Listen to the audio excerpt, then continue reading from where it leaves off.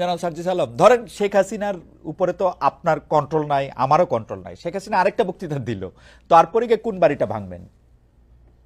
না দেখুন, এখানে শেখ হাসিনা অসংখ্য বক্তৃতা দিক আর একটা বক্তৃতা দিক, সেটা ফ্যাক্ট না।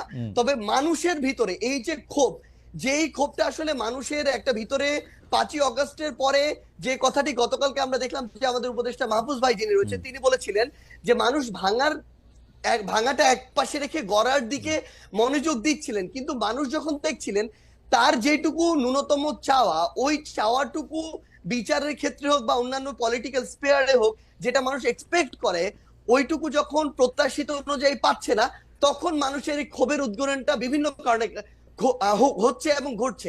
এবং সবচেয়ে গুরুত্বপূর্ণ বিষয় হচ্ছে শেখ হাসিনা আগামীতে, আমি ধরে নিচ্ছি 1 মাস পর কোনো বক্তব্য দিলেনও না, কিন্তু আজকে থেকে 2, 3, 4 মাস পরে আমরা যদি এই দৃশ্যমান শহীদ পরিবারের কিংবা যারা আমাদের আহত যোদ্ধারা রয়েছেন তাদের এই রক্তের বিচারগুলো দৃশ্যমান না দেখি, দেখবেন শেখ হাসিনার বক্তব্য দেয়া লাগবে না, আমরা শহীদ পরিবার কিংবা আহতদেরকে সাথে নিয়ে হয়তোবা এরকম রাস্তায় আমাদেরকে নিয়ে নেমে যেতে হবে এরকম একটা দৃশ্যমান বিচারের জন্য। তো এই জায়গাটা শুধুমাত্র শেখ হাসিনা দৃশ্যমান বিচার করার জন্য আপনারা আওয়ামী লীগের স্থাপনাগুলি বা আওয়ামী লীগের সাথে জড়িত জিনিসগুলি গিয়ে আপনারা ভাঙবেন। এটা আওয়ামী লীগ না, সবচেয়ে বড় কথা হচ্ছে কি দেখেন, আওয়ামী লীগ বলে এমন কিছু এখানে বিষয়কে নিয়ে আসা হচ্ছে। আওয়ামী লীগের সবাই, আমরা যে স্পষ্ট করে বলি, আওয়ামী লীগের যে মানুষগুলো এই বিষয়গুলোর সাথে জড়িত ছিল, হত্যাযজ্ঞের সাথে, খুনের সাথে, ফ্যাসিজমের সাথে, স্বৈরাচারের সাথে, এবং তারা যেগুলোকে সিম্বল এক প্রকার উপাসনালয় হিসেবে তৈরি করে সিম্বলাইজ করে এতদিনের রাজনীতিটা করেছে, মানুষের ক্ষোভ ওই জায়গায়।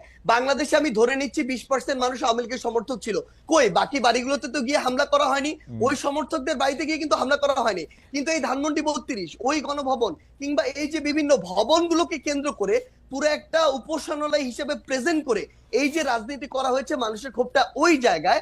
এবং এটা স্পেসিফিক ভাবে দল হিসেবে আওয়ামী লীগ নয়, বরং স্পেসিফিক ভাবে কিছু প্রতিষ্ঠান বা উপাদান যেগুলোকে সামনে রেখে এতদিন আওয়ামী লীগ এই অত্যাচার নিপীড়নের রাজনীতিটা করেছে। ওকে, জনাব সার্জিস আলম, আপনি যে বিচার না হওয়ার কথা, যারা এর জন্য দায়ী সেটা না হওয়ার কথা, সেটা আপনি বলেন। আমি মনে করি বাংলাদেশে জুলাই আগস্টে বা তার আগে যতগুলি রাজনৈতিক হত্যাকাণ্ড হয়েছে, যতগুলি রকম পুলিশ গুলি চালিয়েছে, নিবর্তনমূলক যত রকম কাজ করেছে, সেটা সরকার প্রধান, সেটা এককভাবে তাকে দায়ী করা উচিত, অন্তত প্রথম জায়গায় তাকে রাখা উচিত।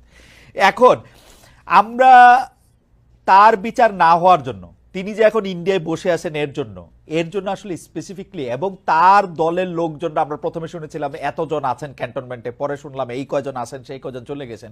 আমরা তো আপনাদেরকে এইটার বিচার দাবি করতে কখনো শুনি না, যে কেন মানে ওরা চলে গেল, কেন ওদের নামে একটা স্পেসিফিক মামলা করা হলো না, কেন এটার মধ্যে এটা কি করা হলো। এটা কি আপনারা এটা সেনাবাহিনী বলে আপনারা তাদেরকে ছাড় দিচ্ছেন?